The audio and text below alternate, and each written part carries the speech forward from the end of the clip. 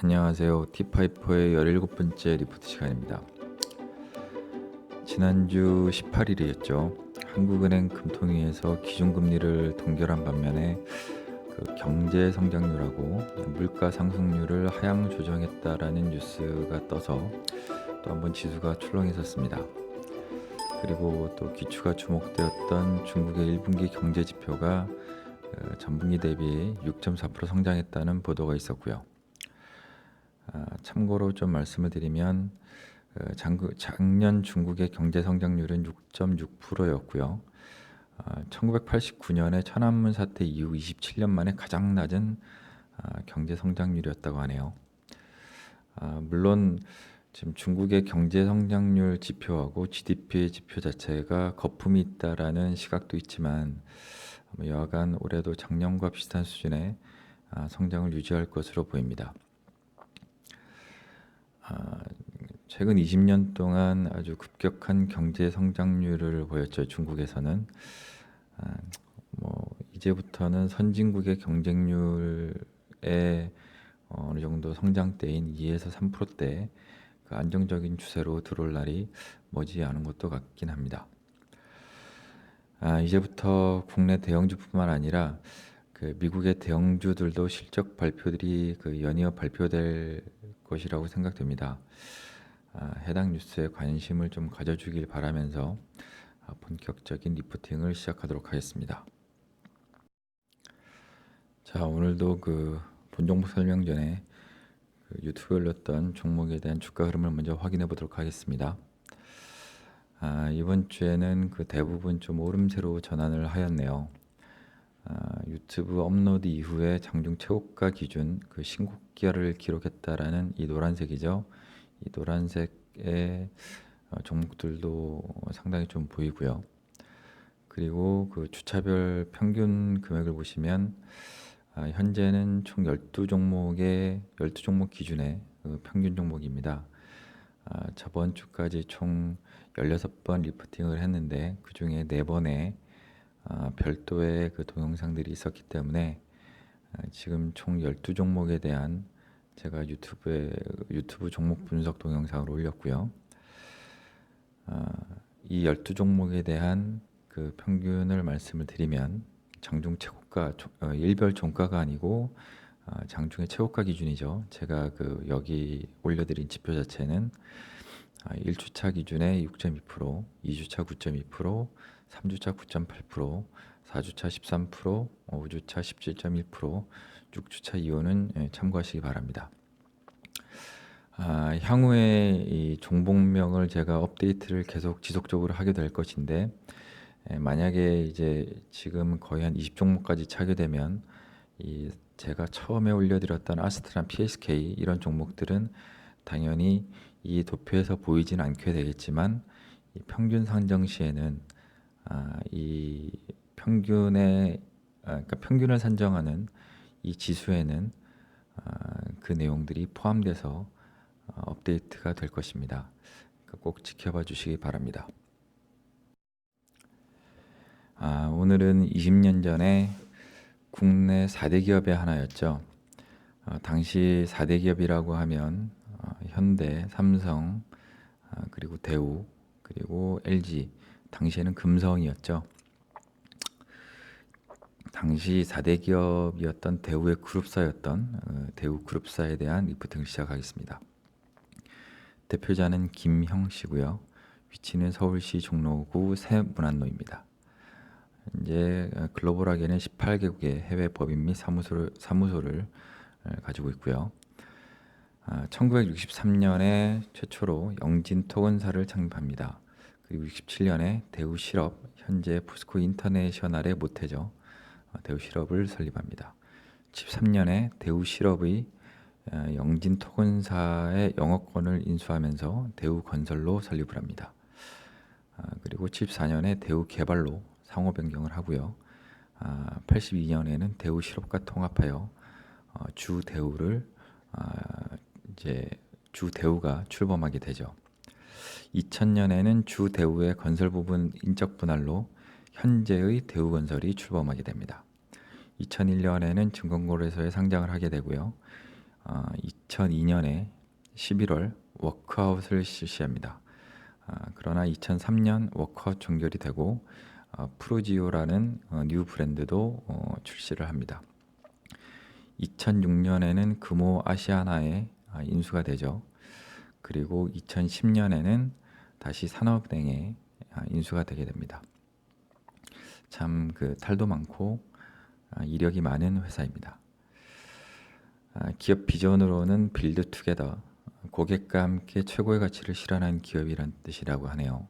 그리고 전략 목표, 글로벌 탑20, 2025년까지 매출 17조 원, 영업이익 1.5조 원을 달성하는 목표를 가지고 있습니다. 이 대우건설은 참 보면 그 업계 최초로 진행한 일들이 많은데 1983년에 건설 기술연구소를 최초로 설립을 했고 1988년에는 제네콘을 공식적으로 선언한 최초의 기업입니다. 일반 도구업자죠. 그리고 1995년에는 인트라넷 홈페이지를 최초로 오픈을 하고요. 그리고 1998년에는 원전 시공 기술을 해외 국내 최초로 수출을 합니다. 이렇게 그 국내 역사가 상당히 그 길매도 불구하고 그동안 자금난이나 여러 여타 사건들로 인하여 주인이 좀 많이 바뀌기도 하였습니다.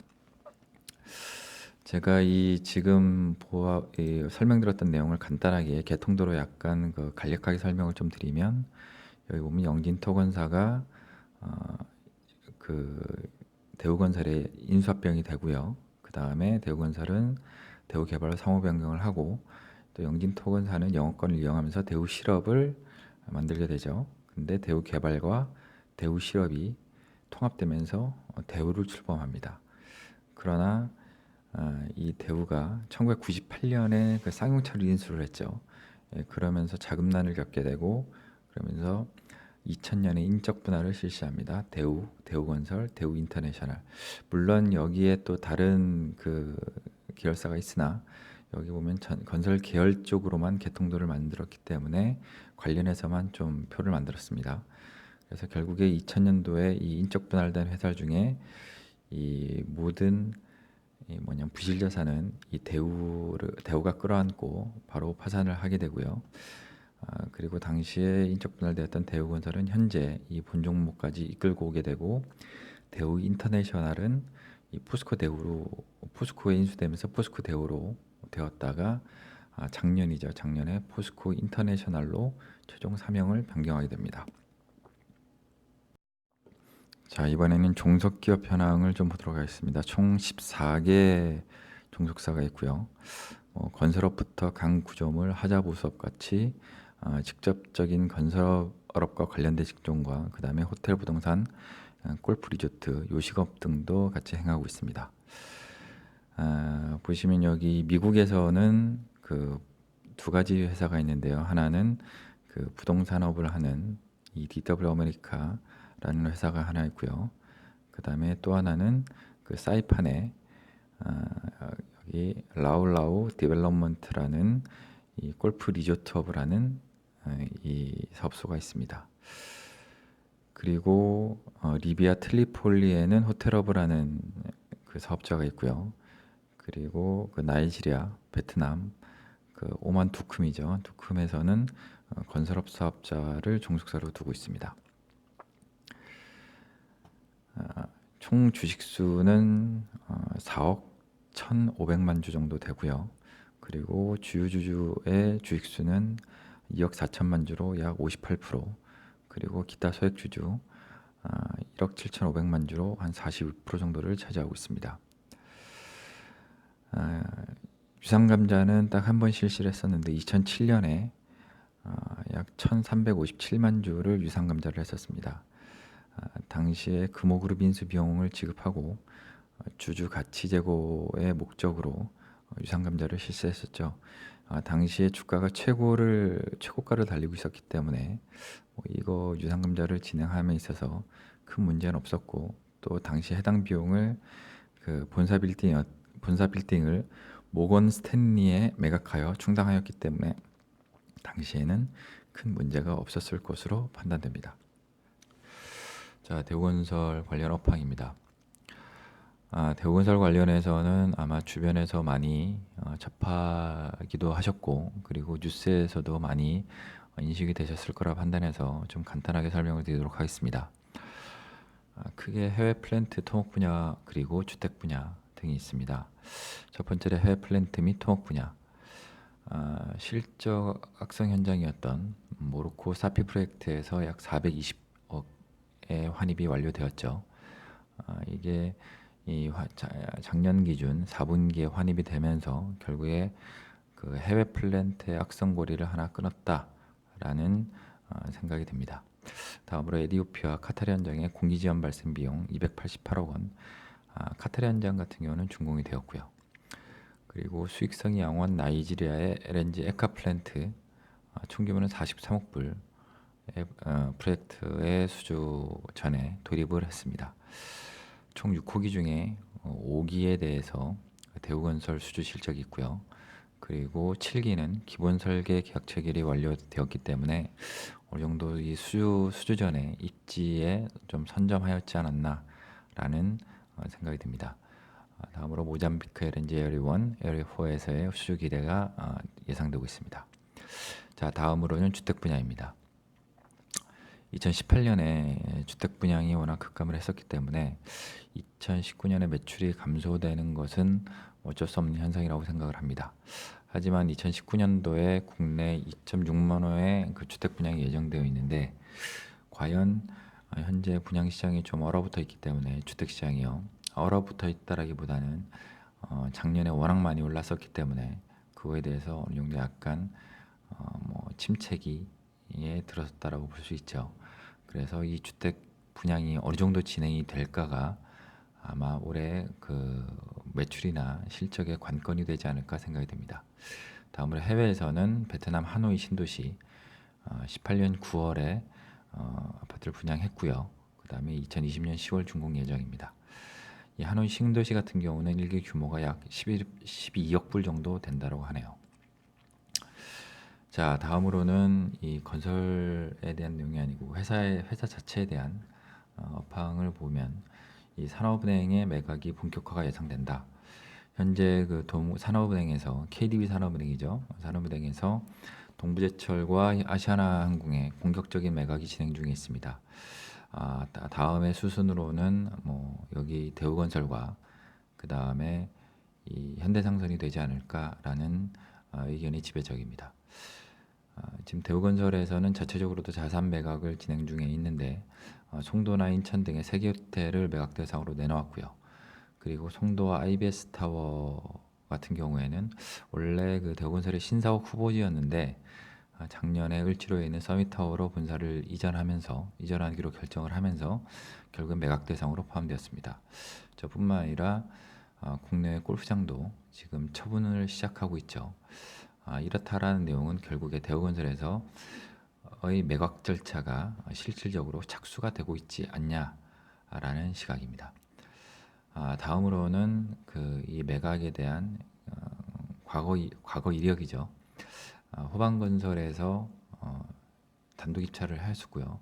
그 다음에 우선협상 대상자로까지 선정이 되었으나 결국 2018년 2월에 결국 포기를 하게 됩니다. 2018년 초에 그 최종 인수 거부를 했던 게 나름 그 대우건설의 올해 실적이 좀 호실적으로 나오면서 인수 가격 변동에 영향을 줬지 않았나라는 생각이 듭니다. 자, 마지막으로는 대북 경협주군입니다. 요즘도 계속 북미 정상회담이나 대북 정상회담 등 아주 그냥 이슈들이 많죠. 하지만 크게 어떤 급진전되는 내용들은 없는 상황입니다. 하지만 그 남북 철도도로 현대화 사업의 착공식이 작년 18년 12월 26일에 착공이 되었고요. 그리고 이 대우건설 같은 경우에는 이 철도와 도로 분야에 아주 강점을 가지고 있는 회사이기 때문에 주시해 볼 필요가 있다라고 판단이 됩니다. 자, 다음은 그 재무 현황입니다. 매출액은 16년도에 12.3% 늘었고요. 17년도에는 6%, 그러나 18년도에는 소폭 감소를 하였습니다. 역시 최근 2, 3년 동안 그 분양 시장이 좋지 않았었기 때문에라고 판단이 됩니다. 영업이익 같은 경우에는 영업이익률이죠. 영업이익률 같은 경우에는 15년도에 1.7%, 16년도에는 마이너스 4.2%, 17년도에는 3.6%, 18년도에는 5.9%. 당기 수익률은 1.1%, 마이너스 6.8%, 2.2%, 2.8%. 보시면 제가 여지껏 올려드렸던 종목 중에 영업이익률과 당기 수익률이 마이너스로 나온 것은 처음인 것 같습니다. 이 영업이익과 당기 수익 금액 자체가 마이너스였기 때문에 이익률이 마이너스로 나왔던 거고요. 이 당시에는 2016년도 3분기에는 감사의견 거절까지 나왔었고요. 분식회계 의견까지 있었습니다. 그러나 이런 상황 극복을 위해서 대우건설에서는 대규모 손실이 예상되었던 사우디나 알제리 해외 플랜트죠. 해외 플랜트의 직접 해외 현장의 실사를 통해서 잠재 손실을 한 방에 다 반영을 해버렸죠. 그렇게 되면서 영업이익과 당기수익이 마이너스로 결정되어서 이런 결과를 보이게 되었습니다.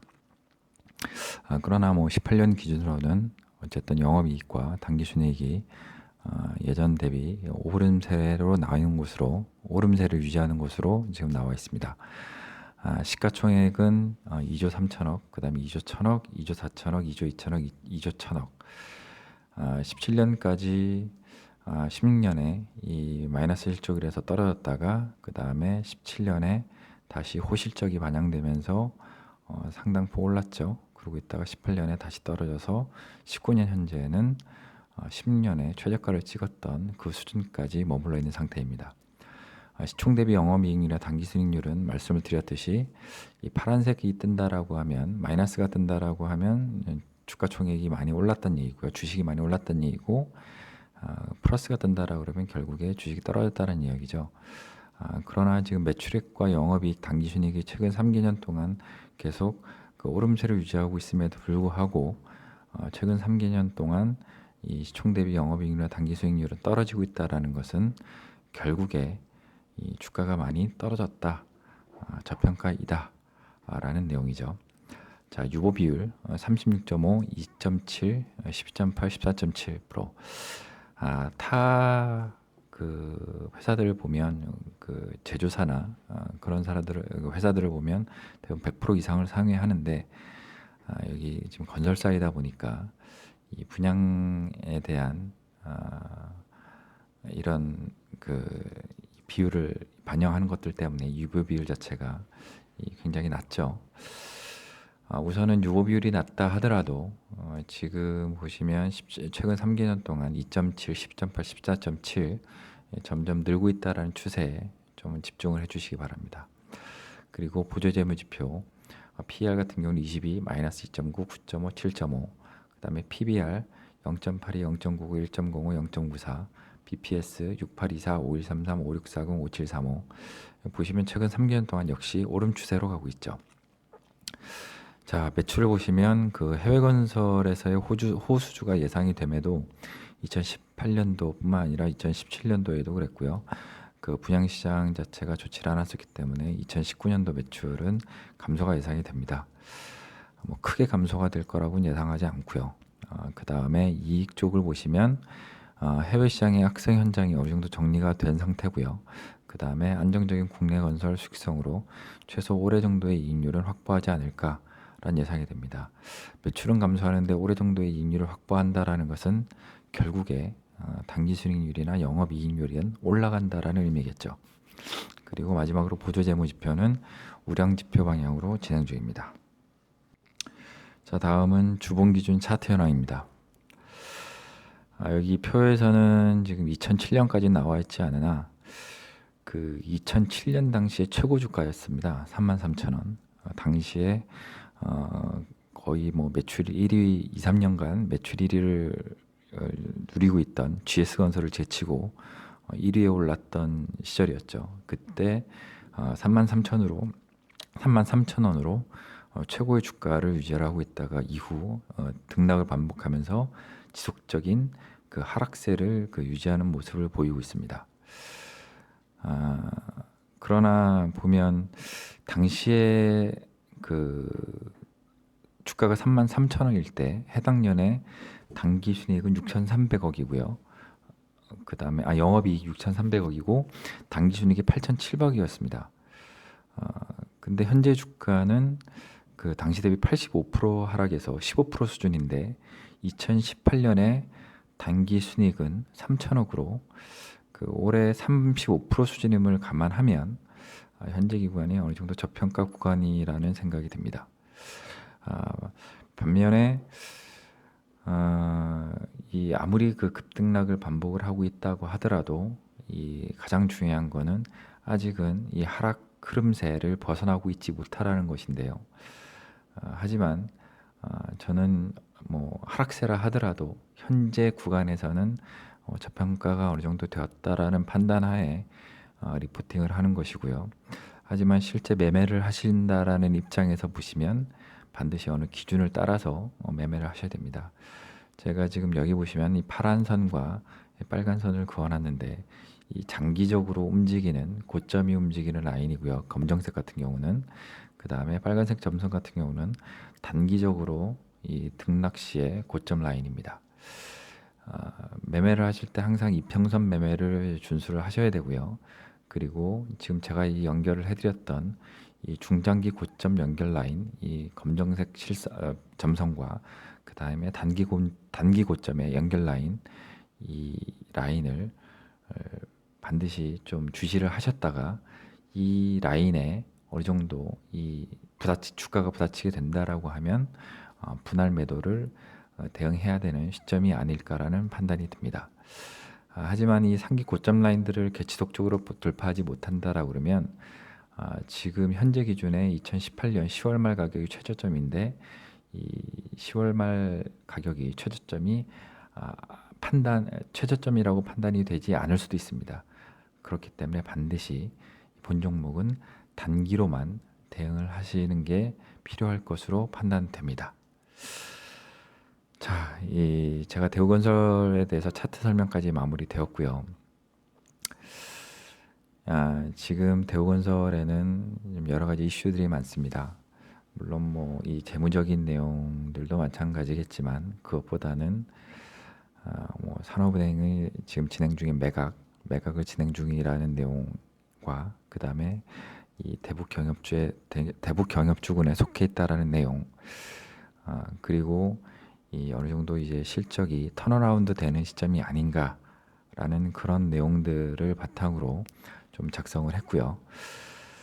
2020세기 말이죠. 2020세기 말에 국내 기업의 4대 천왕이었던 그때 모습을 되찾을 수 있기를 바라면서 자, 오늘 대우건설의 리포팅을 마무리하도록 하겠습니다. 요즘에 저는 그 헤지 펀드에서 자수성가로 성공을 했던 레이 달리오라는 사람의 그 책을 읽고 있습니다. 제목은 원칙, 프린스 오브 프리라는 책이고요. 꼭 이 책은 주식 투자의 방법을 알려주는 책이라고 제가 설명을 하다 보니까 오해하실 수도 있을 것 같은데 내용은 그것이 아니고 삶을 살아가고 사업을 할 때 그리고 삶의 어떤 목표를 추구하는 방식에 있어서 진짜 생선을 발라서 떠먹여주는 것이 아니고 물고기를 어떻게 잡는지를 알려주는 책인 듯합니다. 저는 두 번 정도를 읽어볼 생각입니다. 제목에서 느끼듯 딱딱함이 있는 내용이라고 판단되기보다는 이 레이 달리오라는 사람이 아주 딱딱하고 기계적인 사람이라는 느낌이 드는 그런 책입니다. 그래서 성공을 했겠죠. 그래도 사업을 하시는 분이라면 이 책이 좀 많은 도움이 되지 않을까 생각이 됩니다. 오늘도 끝까지 경청해 주신 분들께 감사드리고요. 구독과 추천은 동영상 제작의 원동력입니다. 감사합니다.